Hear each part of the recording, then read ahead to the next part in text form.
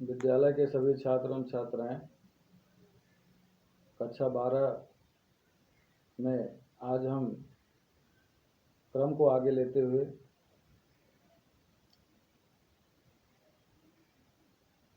कुछ बातें करेंगे। हम लोग फिजिक्स में प्रकाश का अपवर्तन, क्रांतिक कोण, पूर्ण आंतरिक परावर्तन, इन सब का अध्ययन कर लिया है।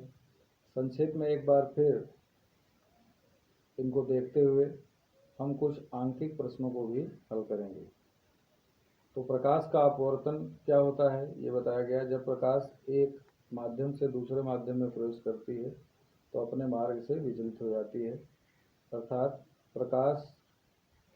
प्रकाश के किरण की दिशा और वेग दोनों बदल जाते हैं। इस घटना को प्रकाश का अपवर्तन कहते हैं। अपवर्तन के दो नियम हैं, उनको भी हम लोगों ने जाना। आपतित किरण, अपवर्तित किरण तथा विलंब आपतन बिंदु पर एक ही तल में होते हैं। और दूसरा नियम था आपतन कोण तथा अपवर्तन कोण के साइन अर्थात ज्या का अनुपात एक नियतांक होता है। इसे स्नेल का नियम भी कहते हैं। और इस नियतांक को पहले माध्यम के सापेक्ष दूसरे माध्यम का अपवर्तनांक कहते हैं। इसे 1n2 से निरूपित करते हैं। यदि किसी माध्यम में अपवर्तन निर्वात के सापेक्ष होता है तब उस माध्यम के अपवर्तनांक को हम निरपेक्ष अपवर्तनांक कहते हैं। यदि माध्यम 1 और माध्यम 2 के निरपेक्ष अपवर्तनांक n1 और n2 हों तो 1n2 को हम n2/n1 से निरूपित करते हैं या दिखाते हैं।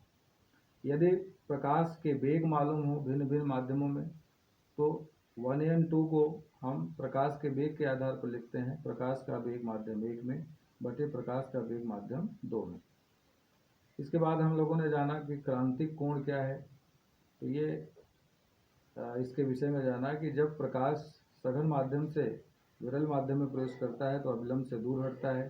सघन माध्यम में वह आपतन कोण जिसके लिए विरल माध्यम में अपवर्तन कोण 90 अंश होता है तो उस कोण को हम आपतन कोण कहते हैं। इसे C से निरूपित करते हैं। इसके बाद पूर्ण आंतरिक परावर्तन क्या होता है ये भी जाना कि जब सघन माध्यम में आपतन कोण का मान क्रांतिक कोण से अधिक हो जाता है तो अपवर्तन के फलस्वरूप प्रकाश की किरणें उसी माध्यम में वापस लौट जाती हैं। इस घटना को हम पूर्ण आंतरिक परावर्तन कहते हैं। और पूर्ण आंतरिक परावर्तन की दो शर्तें हैं ये भी जाना।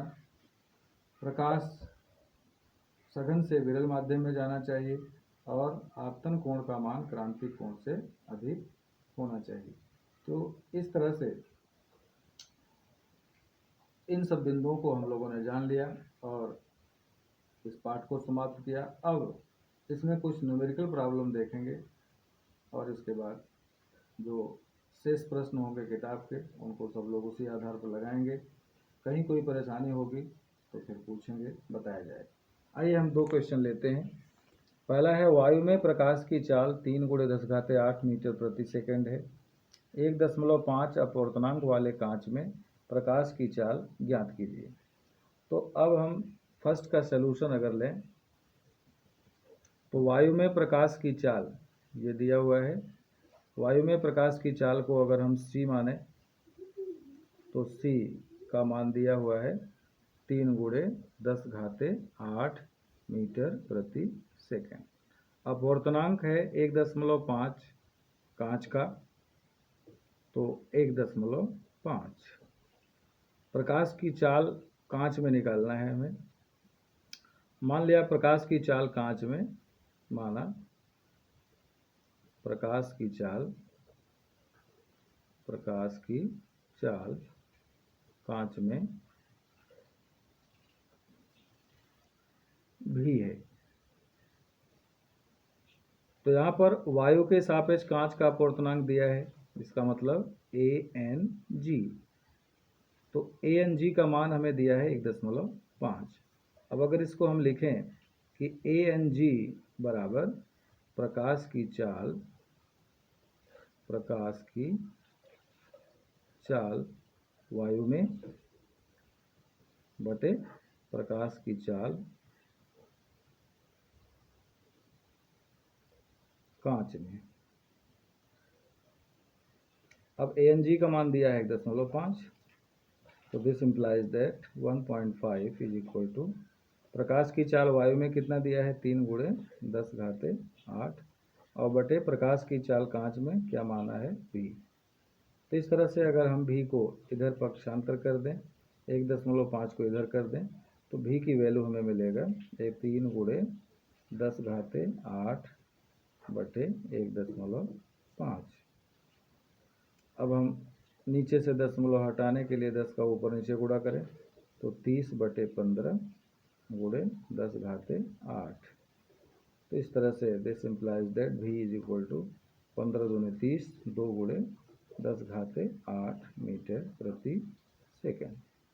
तो इस तरह से कांच में प्रकाश की चाल कितनी मिली, 2 गुणे 10⁸ मीटर प्रति सेकेंड। तो इस तरह से ये आंसर हो गया। अब हम एक दूसरा सवाल लेते हैं, क्वेश्चन नंबर 2।